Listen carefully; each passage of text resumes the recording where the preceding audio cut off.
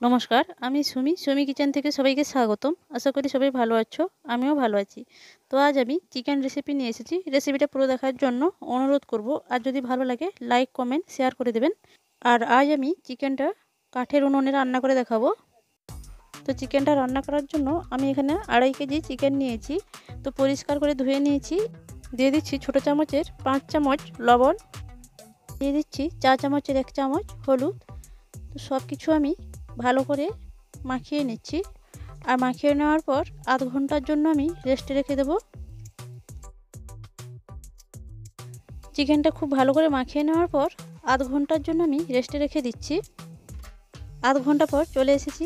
আমি একটা উনুনে কড়াই বসিয়ে দিয়েছি। তো কড়াইটা গরম হয়ে গেছে। এখন আমি এখানে দিয়ে দিলাম 250 গ্রাম তেল। তো তেলটা হালকা গরম হয়ে গেছে। দিয়ে দিলাম 3টে তেজপাতা আর সামান্য একটু চিনি। তো চিনিটা ক্যারামেল হয়ে আসলেই আমি পেঁয়াজটা দিয়ে দেবো। দেখতে পাচ্ছ বন্ধুরা, চিনিটার ক্যারামেল হতে শুরু করেছে। এখন আমি কেটে রাখা পেঁয়াজগুলো দিয়ে দিলাম। আর পেঁয়াজটা আমি এখানে বড় বাটির 1 বাটি পেঁয়াজ নিয়েছি। তো পেঁয়াজটা বাদামি কালার হয়ে এসেছে, দেখতেই পাচ্ছ। তো এখন আমি দিয়ে দিচ্ছি রসুন বাটা। তো এখানে আমি 3 চামচ রসুন বাটা নিয়েছি। আর 4 চামচের মাপেই আমি 3 চামচ নিয়েছি রসুন বাটাটা। তো রসুনটা একটু ভালো করে আমি ভেজে নিচ্ছি। আর রসুনের যাতে কাঁচা গন্ধটা না থাকে তার জন্য আমি খুব ভালো করে রসুনটাকে ভেজে নিচ্ছি। তো রসুনটা ভেজে নেওয়ার পর দিয়ে দিলাম শুকনো লঙ্কার পেস্ট। লঙ্কার পেস্টটা দেওয়ার পর লঙ্কাটাও আমি 2 মিনিট মতো ভেজে নিচ্ছি। লঙ্কাটাও 2 মিনিট মতন ভেজে নেওয়ার পর দিয়ে দিলাম আদা বাটা। তো এখানে আমি 4 চামচের 4 চামচ আদা বাটা নিয়েছি। তো আদাটা দিয়ে এটাও আমি 2 মিনিট ধরে ভেজে নিচ্ছি। আদাটা ভেজে নেওয়ার পর দিয়ে দিচ্ছি হলুদের গুঁড়ো। তো এখানে আমি 1 চামচ হলুদ গুঁড়ো নিয়েছি। তো হলুদটা দেওয়ার পর সব কিছু মশলাকে আমি একটু সময় ধরে ভেজে নিচ্ছি। তো সব কিছু মশলাকে খুব ভালো করে ভেজে নেওয়ার পর দিয়ে দিলাম টমাটোরের কুচি। তো এখানে আমি 3টি মিডিয়াম সাইজের টমাটোর কুচি করে রেখেছিলাম। তো টমাটোরটা দেওয়ার পর একটু নেড়ে চেড়ে দিয়ে দিলাম সামান্য একটু জল। তো মশলাটা আমি ভালো করে কষিয়ে নেব। আর দেখতেই পাচ্ছ বন্ধুরা, মশলাটা পারফেক্টভাবে কষানো হয়ে এসেছে। আর দেখতেই পাচ্ছ মশলার গা থেকে কতটা তেল বেরিয়ে এসেছে। তো এই পর্যায়ে আমি দিয়ে দিচ্ছি চিকেনটা। তো চিকেনটা দেওয়ার পর সব কিছুকে ভালো করে আমি নেড়ে চেড়ে কষিয়ে নেব। আর আজকে চিকেন রান্নাটা একেবারে নতুনদের জন্য। তো আশা করি তোমাদের ভালো লাগবে আর অনেক সহজে তোমরা বাড়িতে বানিয়ে নিতে পারবে।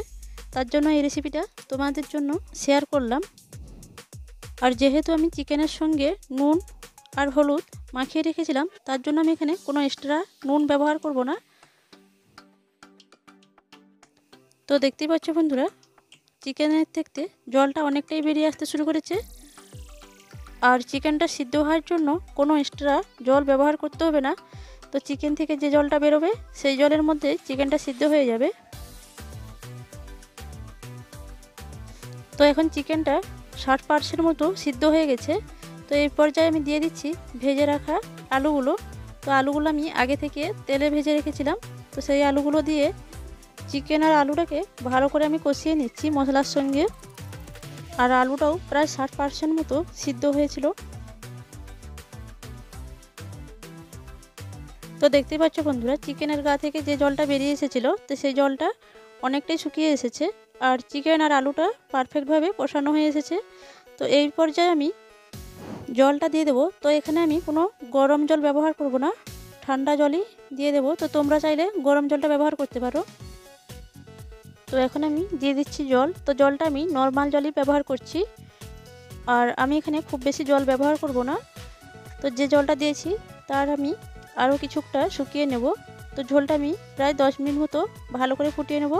তো তোমরা যে যার পরিমাণ মতো জলটা ব্যবহার করবে। আর যেহেতু আমি চিকেনটা ম্যারিনেট করার সময় অনেকটাই নুন দিয়েছিলাম, তো আমি আর নুন ব্যবহার করিনি। তো এখন আমি ঝোলের মধ্যে কিছুটা নুন দিয়ে দিচ্ছি স্বাদ মতো। নুনটা দেওয়ার পর সব কিছুকে ভালো করে নেড়ে চেড়ে আমি মিশিয়ে নিয়েছি। তো এই পর্যায়ে আমি চিকেনটা নামিয়ে নেব। তো বন্ধুরা, রেসিপিটা কেমন লাগলো কমেন্ট করে জানাবেন। আর যদি ভালো লাগে লাইক, কমেন্ট, শেয়ার করার অনুরোধ রইল। পরবর্তী ভিডিও দেখার জন্য আমন্ত্রণ থাকলো। ততক্ষণ ভালো থাকবেন, সুস্থ থাকবেন। ধন্যবাদ।